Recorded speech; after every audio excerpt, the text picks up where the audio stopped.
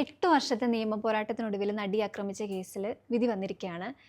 നടൻ ദിലീപിനെ വെറുതെ വിട്ടു. ബാക്കി 6 പ്രതികൾക്ക് ശിക്ഷ വിധിച്ചിട്ടുണ്ട്. എന്തുകൊണ്ടായിരിക്കാം ദിലീപിനെ വെറുതെ വിട്ടത്? അതൊരു ചോദ്യമാണ്. ഉം. ദിലീപിനെ വെറുതെ വിട്ടു.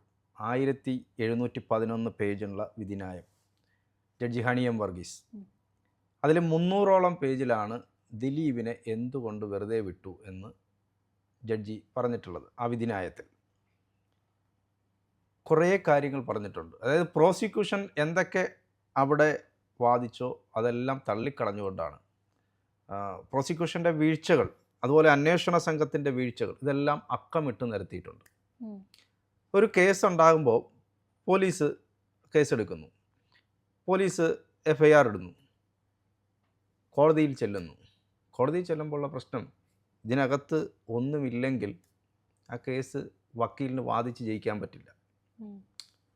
ഈ തെളിവുകളില്ലെങ്കിൽ വാദിച്ച് ജയിക്കാൻ ജഡ്ജിയെ ബോധ്യപ്പെടുത്താൻ പറ്റിയ തെളിവുകൾ വേണം. തെളിവുണ്ടെന്ന് പുറത്ത് പറഞ്ഞാൽ പോരാ, കോടതിയിൽ പറയണം, കോടതിയെ ബോധ്യപ്പെടുത്തണം. കോടതിക്ക് ഈ തെളിവുകളൊന്നും ബോധ്യമായിട്ടില്ല. പ്രധാനപ്പെട്ട കാര്യങ്ങൾ പറയാം. അത് വിധിന്യായത്തിൽ പറഞ്ഞിട്ടുള്ളതാണ്. വളരെ പ്രധാനപ്പെട്ട കാര്യങ്ങൾ. വളരെ പ്രധാനപ്പെട്ട എന്ന് പറയുമ്പോൾ പൾസർ സുനിയും ദിലീപും കൂടി ചേർന്ന് ഗൂഢാലോചന നടത്തി. അങ്ങനെയാണ് ഈ കേസ്. അങ്ങനെയാണല്ലോ ദിലീപ് 8ാം പ്രതിയാകുന്നത്. വിധിന്യായത്തിൽ ജഡ്ജി പറയുന്നു, ഈ അതിജീവിത ആദ്യഘട്ടത്തിൽ ദിലീപിനെതിരെ മൊഴി നൽകിയിട്ടില്ല, പിന്നീടാണ് മൊഴി നൽകുന്നത്. ആദ്യഘട്ടത്തിൽ അതിജീവിത മൊഴി നൽകിയിട്ടില്ല. അതുപോലെ തന്നെ ദിലീപ് ദൃശ്യങ്ങൾ കണ്ടു എന്ന് പറയുന്നുണ്ട്. ദിലീപ് ഈ അതിജീവിതയെ പീഡിപ്പിച്ച ദൃശ്യങ്ങൾ കണ്ടു. അപ്പോൾ ഈ കണ്ടു എന്ന് പറയുന്ന ഉപകരണങ്ങളടക്കമുള്ള ഡിജിറ്റൽ തെളിവുകൾ ഹാജരാക്കിയിട്ടില്ല, പ്രോസിക്യൂഷന് ഹാജരാക്കാൻ പറ്റിയിട്ടില്ല. ഡിജിറ്റൽ തെളിവ് എന്ന് പറയുന്നത്, ഇതിപ്പോൾ കണ്ടു എന്ന് പറഞ്ഞാൽ അത് ഹാജരാക്കണ്ടേ? ചുമ്മാ ഒരാൾ ഞങ്ങളിരുന്ന് കണ്ടു എന്ന് പറഞ്ഞിട്ട് കാര്യമില്ല, അത് ഹാജരാക്കാൻ പറ്റിയിട്ടില്ല. അതുപോലെ തന്നെ മോതിരത്തിൻ്റെ കാര്യം പറയുന്നുണ്ട്. മോതിരം, നടിയെ തിരിച്ചറിയാൻ മോതിരം കൂടി ദൃശ്യത്തിൽ ഉൾപ്പെടുത്തണമെന്ന് ദിലീപ് നിർദ്ദേശിച്ചിരുന്നു എന്നുള്ള പ്രോസിക്യൂഷൻ്റെ വാദം കോടതി തള്ളിക്കളഞ്ഞു. അതായത് കോടതി പറയുന്ന ഒരു കാര്യം, 2017 നവംബർ 22 സമർപ്പിച്ച അന്തിമ റിപ്പോർട്ടിലാണ് ഇത് പറയുന്നത്.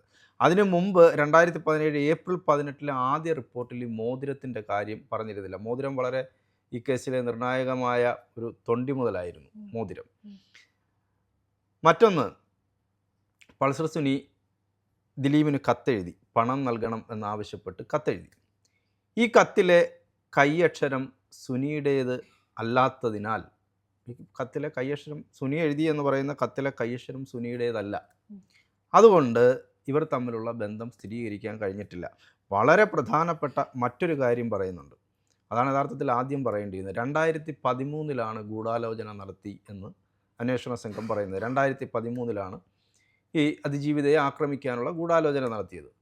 കൃത്യം നടപ്പിലാക്കുന്നത് 2017 നീണ്ട 4 വർഷം. അപ്പോൾ ഈ വർഷങ്ങൾ തമ്മിലുള്ള വ്യത്യാസമുണ്ട്. അതാണ്. പിന്നെ മറ്റൊന്ന്, പൾസർ സുനിയും ദിലീപും തമ്മിലുള്ള ഫോട്ടോ. ആ ഫോട്ടോയാണ് പ്രധാനപ്പെട്ട ഒരു തെളിവായി പ്രോസിക്യൂഷൻ പറഞ്ഞിരുന്നത്. പക്ഷേ ആ ഫോട്ടോ പൾസർ സുനിയുടേതല്ല എന്ന് ഫോട്ടോ എടുത്ത ആൾ കോടതിയിൽ മൊഴി നൽകി. അത് പൾസർ സുനിയുടേതല്ല. അപ്പോൾ ആ വാദം അവിടെ പൊളിഞ്ഞു. മറ്റൊന്ന്, കോടതി വളരെ പ്രധാനമായിട്ട് പറഞ്ഞിരിക്കുന്ന ഒരു കാര്യം, ദിലീപാണ് ഈ കേസിൻ്റെ സൂത്രധാരൻ എന്ന് പറയുന്നു. പക്ഷേ ദിലീപിനെതിരെ പ്രോസിക്യൂഷൻ ആരോപിച്ച ഒന്നിനും തെളിവ് ഇല്ല, യാതൊരു തെളിവുകളും ഇല്ല എന്നുള്ളതാണ്. ഒരു തെളിവുമില്ല, ആരോപണങ്ങൾ മാത്രമാണ്. അപ്പോൾ ആരോപണങ്ങൾ നമുക്ക് പറയാം, പക്ഷേ അത് കോടതിയിൽ തെളിവായി വരുന്നില്ല എന്നുള്ളതാണ്. അതുപോലെ തന്നെ ദിലീപിൻ്റെ വീട്ടിൽ വെച്ച് പൾസർ സുനിയുമായി ഗൂഢാലോചന നടത്തി എന്ന് തെളിയിക്കാൻ ആവശ്യമായിട്ട് യാതൊരു തെളിവും പ്രോസിക്യൂഷന് ഹാജരാക്കാൻ കഴിഞ്ഞില്ല. അതുപോലെ ദിലീപിൻ്റെ വീടിന് സമീപം ഒരു മേക്കപ്പ് ആർട്ടിസ്റ്റ് പൾസർ സുനിയെ കണ്ടു എന്ന് മൊഴി കൊടുത്തിട്ടുണ്ട്. പക്ഷേ മൊഴി കൊടുത്തു, ഇവർ തമ്മിൽ കണ്ടു എന്ന് പറഞ്ഞാലും അത് ഗൂഢാലോചന നടത്താനാണെന്ന് ഉറപ്പിച്ച് പറയാൻ പറ്റുന്നില്ല. രണ്ടുപേരും തമ്മിൽ കണ്ടു, അല്ലെങ്കിൽ വീടിനടുത്ത് വെച്ച് കണ്ടു, അത് ഗൂഢാലോചനയ്ക്കാണ് എന്ന് ഉറപ്പിച്ച് പറയാൻ പറ്റുന്നില്ല, അതിനുള്ള തെളിവില്ല. മറ്റൊന്ന്, ദിലീപിൻ്റെ പല സെറ്റുകളിലും പൾസർ സുനിയുടെ സാന്നിധ്യമുണ്ട് എന്ന് പ്രോസിക്യൂഷൻ പറയുന്നു. അപ്പോൾ കോടതി പറഞ്ഞ ഒരു കാര്യം, 1ാം പ്രതിയും ചലച്ചിത്ര പ്രവർത്തകനാണ്. അതായത് പൾസർ സുനിയും ചലച്ചിത്ര പ്രവർത്തകനാണ്. സ്വാഭാവികമായും പല സെറ്റുകളിലും അയാൾ ഉണ്ടാകും. അപ്പോൾ ദിലീപ് അഭിനയിക്കുന്നു എന്നുള്ളത് കൊണ്ട് പൾസർ സുനിക്ക് അവിടെ വന്നുകൂടായികയില്ല. പൾസർ സുനിയും ആ സിനിമകളുടെ ഭാഗമായി നിൽക്കുന്ന ആളാണ്. അപ്പം അവിടെ പൾസർ സുനി ഉണ്ടാകും. അതുപോലെ തന്നെ സെറ്റിൽ കണ്ടു എന്നുള്ള ഗൂഢാലോചന നടത്തി എന്നുള്ളതും തെളിയിക്കാൻ സെറ്റിൽ കണ്ടു എന്നുള്ളത് കൊണ്ട് ഇപ്പം ഞാൻ ഒരിടത്ത് പോകുന്നു, അപ്പോൾ എന്നെ കാണാൻ പല ആളുകളും വരും. അതുകൊണ്ട് ഉടനെ അയാളുമായി ഗൂഢാലോചന നടത്തിയെന്ന് അത് തെളിയിക്കാൻ പറ്റാതെ പോകും. അപ്പോൾ അതാണ് കോടതി പറയുന്ന മറ്റൊരു പ്രധാനപ്പെട്ട കാരണം. മറ്റൊന്ന്, ദിലീപിനെ പൂട്ടണം എന്നൊരു വാട്സപ്പ് ഗ്രൂപ്പ് ഉണ്ടായിരുന്നു. ആ ഗ്രൂപ്പ് ഉണ്ടാക്കിയതിൽ ദിലീപിന് പങ്കുണ്ടെന്ന് തെളിയിക്കാൻ പ്രോസിക്യൂഷന് കഴിഞ്ഞിട്ടില്ല. പ്രോസിക്യൂഷൻ പറഞ്ഞ ദിലീപിനെ പൂട്ടണം എന്നുള്ള ഗ്രൂപ്പ് ഉണ്ടാക്കിയത് ദിലീപാണ്. അത് എളുപ്പം തെളിയിക്കാൻ പറ്റും. ഏറ്റവും എളുപ്പം തെളിയിക്കാൻ പറ്റുന്ന ഒന്നാണ് ഈ ഒരു വാട്സപ്പ് ഗ്രൂപ്പ് ആരുണ്ടാക്കി, ആരാണ് അതിൻ്റെ അഡ്മിൻ എന്നുള്ളത് പെട്ടെന്ന് തെളിയിക്കാൻ പറ്റും. പക്ഷേ അത് തെളിയിക്കാനും പ്രോസിക്യൂഷന് കഴിഞ്ഞിട്ടില്ല. അതുപോലെ 2013 മുതൽ 2017 വരെയുള്ള കാലയളവിൽ, നമ്മൾ നേരത്തെ പറഞ്ഞ 2013 ഗൂഢാലോചന നടത്തുന്നു എന്ന് പ്രോസിക്യൂഷൻ പറയുന്നു, 2017 കൃത്യം നടത്തിയെന്ന് പറയുന്നു. ഈ 2013 മുതൽ 2017 വരെയുള്ള കാലയളവിൽ വിവിധ കേസുകളിൽ, ഇയാളൊരു ക്രിമിനലാണ്, ഇയാൾക്കെതിരെ ധാരാളം കേസുകളുണ്ട്, ഇയാൾ ഈ വിവിധ കേസുകളിൽ എവിടെയായിരുന്നു എന്ന് ട്രാക്ക് ചെയ്യാൻ അന്വേഷണ സംഘത്തിന് കഴിഞ്ഞില്ല. പോലീസ് പറഞ്ഞു, അന്വേഷണ സംഘം പറഞ്ഞു സുനി ഒളിവിലായിരുന്നു, ഈ കാലയളവിൽ സുനി ഒളിവിലായിരുന്നു. അപ്പോൾ കോടതി പറഞ്ഞു സുനി ഒളിവിലാണെങ്കിൽ ക്രിമിനൽ കേസുകളിൽ ഇയാൾ കോടതിയിൽ ആ സമയത്ത് ഒളിവിലായിരുന്ന ഇയാൾ ഹാജരായിട്ടുണ്ട്. ഒളിവിലായിരുന്ന ആളെങ്ങനെയാണ് കോടതിയിൽ വന്ന് ഹാജരാകുന്നത്? ക്രിമിനൽ കേസുകളിൽ പ്രതിയായിട്ടുള്ള ഇയാൾ എങ്ങനെയാണ് ഹാജരാകുന്നത്? അതിനകത്ത് ഒരു കേസിൽ ഇയാളെ വെറുതെ വിടുകയും ചെയ്തിട്ടുണ്ട് ഈ കാലയളവിൽ.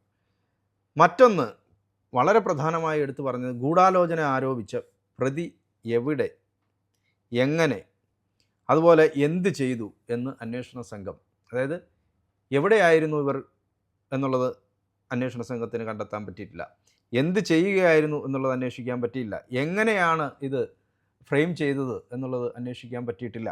അപ്പം മൊത്തത്തിൽ പറയുകയാണെങ്കിൽ അടപടലം പൊളിഞ്ഞുപോയി.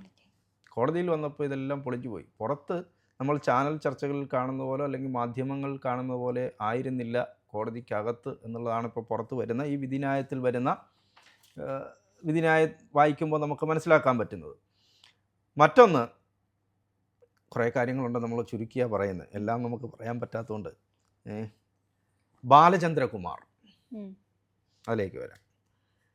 ബാലചന്ദ്രകുമാറിൻ്റെ നിർണായക സാക്ഷിയാണ് ബാലചന്ദ്രകുമാർ. അദ്ദേഹം ജീവിച്ചിരിപ്പില്ല.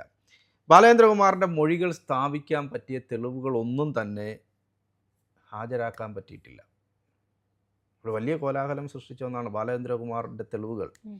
ആ തെളിവുകൾ, ആ മൊഴികൾ സ്ഥാപിക്കാൻ പറ്റിയ യാതൊരു തെളിവുമില്ല.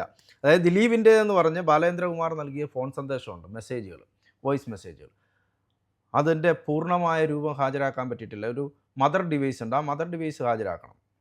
ഇതെല്ലാം എഡിറ്റഡാണ്. ഈ ഇത്ര സെക്കൻഡ് നീളുന്ന ദിലീപിൻ്റേതെന്ന് പറയുന്ന ശബ്ദ സന്ദേശങ്ങൾ മുഴുവൻ എഡിറ്റഡാണ്. എഡിറ്റഡായിട്ടുള്ള രൂപം കോടതി സ്വീകരിക്കില്ല. അതായത് മുഴുവൻ നിങ്ങൾ എന്താണ് പറയുന്നത്, നമ്മളിപ്പോൾ രണ്ടുപേര് സംസാരിക്കും, നമ്മൾ പറയുന്ന ആ സന്ദർഭത്തിൽ സാഹചര്യത്തിൽ നിന്ന് അടർത്തി മാറ്റി ഒരു സംഭവം ഉണ്ടാക്കാം. ഇപ്പോൾ ചില റീലൊക്കെ കണ്ടിട്ടില്ലേ, അതായത് മുഴുവൻ രൂപം അതിനകത്ത് കാണത്തില്ല. അവർ ചിലപ്പോൾ പോസിറ്റീവായിട്ടായിരിക്കും ആ കാര്യം പറഞ്ഞിരിക്കുക, പക്ഷെ അതിനിടയ്ക്ക് എന്തെങ്കിലും ഒരു സംഭവം പറയും, ആ സംഭവത്തിന് തോണ്ടിയെടുത്തുകൊണ്ട് പോയിട്ട് റീലാക്കും. മുഴുവൻ തെറിയായിരിക്കും, താഴെ മുഴുവൻ അയാൾക്ക് തെറിയായിരിക്കും. കാരണം അയാൾ പോസിറ്റീവായിട്ട് പറഞ്ഞ് അത് മുഴുവനായിട്ടുള്ള അയാളുടെ പ്രസംഗവും അയാൾ പറഞ്ഞ ഇൻ്റർവ്യൂ കാണാൻ പറ്റില്ല. ഇതിനകത്ത് എവിടെയെങ്കിലും ഒരു സംഭവം വെച്ചിട്ട് ആയിരിക്കും എടുത്തുകൊണ്ട് പോകുന്നത്. അപ്പോൾ അതുപോലെയാണ് ഇവിടെയും സംഭവിച്ചിട്ടുള്ളത്. അതുപോലെ മാഡം, പൾസർ സുനി പറഞ്ഞ മാഡം ആരാണെന്ന് ദിലീപല്ല അന്വേഷിക്കേണ്ടിയിരുന്നത്, പോലീസാണ്. പോലീസ് അത് കൃത്യമായി അന്വേഷിച്ചിട്ടില്ല. പോലീസ് ആ വഴിക്ക് നീങ്ങിയിട്ടേ ഇല്ല എന്നാണ് കോടതി പറയുന്നത്. മെമ്മറി കാർഡും മൊബൈൽ ഫോണും സൂക്ഷിക്കുന്നതിനായി ദിലീപ് ബാങ്ക് അക്കൗണ്ടും അതുപോലെ ലോക്കറും ആരംഭിച്ചു എന്ന് പ്രോസിക്യൂഷൻ കോടതിയിൽ ആരോപിക്കുന്നു. പക്ഷെ അത് തെളിയിക്കാൻ കഴിഞ്ഞിട്ടില്ല. അതായത് ദിലീപ് മൊബൈൽ ഫോൺ സൂക്ഷിക്കാനായി അവിടെ ലോക്കർ, ബാങ്ക് അക്കൗണ്ട് തുടങ്ങുന്നു, ലോക്കർ ആരംഭിച്ചു, ഇതൊന്നും തെളിയിക്കാൻ പറ്റിയിട്ടില്ല. പ്രോസിക്യൂഷൻ സാക്ഷിക്ക് ലോക്കർ തുറന്ന സാഹചര്യത്തെക്കുറിച്ച് വ്യക്തമായി മൊഴി നൽകാൻ യോഗ്യതയില്ല. വെറും ആരോപണം മാത്രമാണ് പ്രോസിക്യൂഷൻ ഉന്നയിക്കുന്നതെന്നാണ് കോടതി ഇതിനെ സംബന്ധിച്ച് പറയുന്നത്. മറ്റൊരു വാദം, അതായത് ഇപ്പോൾ കോടതിയിൽ വരുമ്പോൾ പ്രതിഭാഗം വാദിച്ചത് പൾസർ സുനിയെ ദിലീപിന് അറിയില്ല, അവർ തമ്മിൽ യാതൊരു ബന്ധവുമില്ല. അപ്പോൾ അങ്ങനെയാണ് പ്രതിഭാഗം, അതായത് രാമൻപിള്ള വാദിക്കുക. ഇതിനെ ഖണ്ഡിക്കാൻ പറ്റുന്ന ഒരു തെളിവും നിരത്താൻ പ്രോസിക്യൂഷന് കഴിഞ്ഞില്ല. അവിടുത്തെ വക്കീൽ, ദിലീപിൻ്റെ വക്കീൽ പറയുകയാണ് ഇവർ തമ്മിൽ യാതൊരു ബന്ധമല്ല, ഇവരെ അറിയത്തില്ല. അവിടുത്തെ വക്കീൽ എന്ത് ചെയ്യും? ഒന്നും പറയാനില്ല, ഒരു ചായ വരട്ടെ, കഞ്ഞി എടുക്കട്ടെ എന്ന് ചോദിക്കാനേ പറ്റത്തുള്ളൂ. കോടതിയിൽ അത് തെളിയിക്കാൻ, ഇതിനെ ഖണ്ഡിക്കാൻ, ഇവർ തമ്മിൽ ബന്ധമുണ്ടായിരുന്നു എന്ന് തെളിയിക്കാൻ പറ്റുന്ന യാതൊന്നും ഈ പ്രോസിക്യൂഷന് അവിടെ ഹാജരാക്കാൻ പറ്റിയില്ല. അതുപോലെ തന്നെ ഈ പ്രതികൾ ജയിലിൽ കിടന്നിട്ട് ദിലീപിന് ഫോൺ ചെയ്തു എന്ന് പറയുന്നുണ്ട്. ഫോൺ വിളിച്ചു, ദിലീപിന് ഫോൺ വിളിച്ചു പൾസർ സുനി, അതും തെളിയിക്കാൻ പറ്റിയിട്ടില്ല. അതായത് ഒന്നാമത്തെ കാര്യം, പ്രതികൾ ജയിലിൽ ഫോൺ ഉപയോഗിച്ചതിന് തെളിവില്ല. ഈ ജയിലിൽ ഫോൺ ഉപയോഗിച്ചു എന്നുള്ളതിന് തെളിവില്ല, പിന്നല്ലേ ഫോൺ വിളിച്ചതിന് തെളിവുണ്ടാകുന്നത്. ജയിലിൽ ഫോൺ ഉപയോഗിച്ചതിന് തെളിവില്ല, അപ്പോൾ പിന്നെ ഫോൺ വിളിച്ചതിനും അതും ചീറ്റിപ്പോയി. ചുരുക്കം പറഞ്ഞാൽ എന്തൊക്കെ കാര്യങ്ങളാണോ പ്രോസിക്യൂഷൻ കോടതിയിൽ ദിലീപിനെതിരായി കൊണ്ടുവന്നത് അത് മുഴുവൻ ചീറ്റിപ്പോയി. മറ്റൊരു കാര്യം കൂടെ ഉണ്ട്. ഈ തൃശ്ശൂരിലെ ടെന്നീസ് ക്ലബ്ബിൽ അവിടെ വെച്ചാണ് ദിലീപും പൾസർ സുനിയും ഒരുമിച്ചുണ്ടായിരുന്നത് എന്ന് പറഞ്ഞാണ് പ്രോസിക്യൂഷൻ പറഞ്ഞിരുന്നത്. നേരത്തെ മുതൽ വാർത്തകളിലും ഉണ്ടായിരുന്നത് അങ്ങനെയാണ്. ഇരുവരും ഫോട്ടോ എടുത്തു, ഈ ടെന്നീസ് ക്ലബ്ബിൽ വെച്ച് ഫോട്ടോ എടുത്തു. പക്ഷേ അത് നേരത്തെ പറഞ്ഞതുപോലെ പൾസർ സുനി അല്ല എന്ന് ഫോട്ടോ എടുത്ത ആൾ പറയുന്നു. അന്വേഷണ സംഘത്തിനെതിരെയും കോടതിയുടെ വിമർശനമുണ്ട്. 3 സ്ഥലത്ത് വെച്ച് ദിലീപ് പണം നൽകി എന്നായിരുന്നു അന്വേഷണ സംഘത്തിൻ്റെ കണ്ടെത്തൽ. പക്ഷേ ഇതെല്ലാം പൂർണ്ണമായി കോടതി നിരാകരിച്ചു. കാരണം ഇതിനൊന്നും തെളിവില്ല. തെളിവില്ലാത്ത ഒരു കേസ് ഇതിനകത്ത് പ്രോസിക്യൂഷന് പറ്റിപ്പോയപ്പോൾ 20 വർഷമായിട്ടാണ് ഇവരുടെ, അതായത് ഏറ്റവും കുറഞ്ഞ ശിക്ഷയാണ് കൊടുത്തത്. അത് പറ്റിയ എന്താണെന്നറിയാം, ഇവർ മുഴുവൻ ദിലീപിനെ അകത്തിടാൻ വേണ്ടിയിട്ടുള്ള അധിക പണിയാണ് ചെയ്തുകൊണ്ടിരുന്നത്. എന്നാൽ അതിനകത്തൊന്നുമില്ല, നനഞ്ഞ പടക്കം പോലൊരു സാധനം എടുത്തുകൊണ്ട് പോവാണ്. ഇത് ഗുണ്ടാണെന്നും പറഞ്ഞു കൊണ്ടിച്ചില്ല. അവസാനം ഇത് പൊട്ടാസ് പോലും അല്ല. പണ്ട് ഈ ഞങ്ങളൊക്കെ ചെറിയ പ്രായത്തിൽ പൊട്ടാസ് കിട്ടും, അറിയാമോ പൊട്ടാസ്? എന്നിട്ട് തോക്കുണ്ട്, തോക്ക്. ഓണത്തിന് ഏറ്റവും പ്രധാനപ്പെട്ട സംഭവം എന്ന് പറഞ്ഞാൽ ഈ തോക്കാണ്. ഓണക്കാലത്ത് ഞങ്ങളൊക്കെ ചെറുതായിട്ടിരിക്കുമ്പോൾ ഇരുമ്പിൻ്റെ തോക്കാണ്. അപ്പോൾ അതിനകത്ത് ഈ പൊട്ടാസ് ഇട്ടിട്ട് ഞങ്ങളിങ്ങനെ പൊട്ടിക്കും. 2 ടൈപ്പ് പൊട്ടാസ്, ഒന്നിങ്ങനെ ചുറ്റി വയ്ക്കും, മറ്റേത് പൊട്ട് പോലിരിക്കുന്ന സാധനം ഇടിച്ച് പൊട്ടിക്കും. തോക്കില്ലെങ്കിൽ ചെയ്യുന്ന പരിപാടി പാറക്കല്ലെടുത്ത് വെച്ച് ഇത് വെച്ചിട്ട് നമ്മളിങ്ങനെ ഇടിച്ച് പൊട്ടിക്കും. ചിലത് പൊട്ടും, ചിലത് പൊട്ടത്തില്ല. ഈ തോക്ക് വെച്ച് നമ്മൾ വെടിവെക്കുമ്പോൾ നമ്മളെ വിചാരം നമ്മളേതോ റിവോൾവർ വെച്ചിട്ട് വെടിവെച്ചുകൊണ്ടിരിക്കുകയാണെന്നാണ്. അതുപോലെയാണ് ഇതിൻ്റെ സംഭവം. പ്രോസിക്യൂഷൻ അവിടെ ചെന്നിട്ട് ഒന്നും പറയാനില്ലാതെ ഇട്ടിരിക്കുന്ന കോട്ട് കുടഞ്ഞുകൊണ്ട് തിരികെ ഇറങ്ങി വരുന്നു. ഇതറിയാതെയാണ് പലരും ബഹളം ഉണ്ടാക്കുന്നത്. കോടതിയിൽ ഇതിനൊന്നും തെളിവില്ല. കൃത്യമായി കോടതി ആ 300-ലധികം പേജുകളിൽ എഴുതി വച്ചിരിക്കുന്നു. പ്രോസിക്യൂഷൻ പറഞ്ഞ, ദിലീപിനെതിരെ ആരോപിച്ച ഒന്നിനും കൃത്യമായ തെളിവ് ഹാജരാക്കാൻ, ഒരു തെളിവ് പോലും ഹാജരാക്കാൻ പറ്റുന്നില്ല. പിന്നെ എങ്ങനെയാണ്? അല്ലാതെ ജഡ്ജി ഹണി എം വർഗീസ് കോടിക്കണക്കിന് രൂപ വാങ്ങിച്ചത് കൊണ്ടാണ് എന്നാണ് പറയുന്നത്. അങ്ങനെയൊന്നുമല്ല. തെളിവില്ലാത്ത ഒരു കേസിൽ ആരെയും ശിക്ഷിക്കാൻ പറ്റില്ല. തെളിവ് കൊണ്ടുവരണം. രേഖ എവിടെ എന്ന് ചോദിച്ചാൽ ശങ്കരാടി കാണിച്ച പോലെ ഇതാണ് രേഖയെന്ന് പറഞ്ഞ് കോടതിയിൽ ചെന്നാൽ ഒരു പരിപാടി നടക്കില്ല. എന്തായാലും വേറെ ചില കാര്യങ്ങളുണ്ട്, പക്ഷേ എല്ലാം നമുക്ക് പറഞ്ഞാൽ അത്രയും സമയം നമുക്ക് എടുക്കുമെന്നുള്ളതുകൊണ്ട് പ്രധാനപ്പെട്ട കാരണങ്ങൾ മാത്രമേ പറയുന്നുള്ളൂ. അക്ഷരാർത്ഥത്തിൽ പ്രോസിക്യൂഷൻ പരാജയപ്പെട്ടു, അന്വേഷണ സംഘം പരാജയപ്പെട്ടു. അതാണ് കോടതിയിൽ സംഭവിച്ചത്. അതുകൊണ്ടാണ് ദിലീപ് കുറ്റവിമുക്തനായത്. ശരി.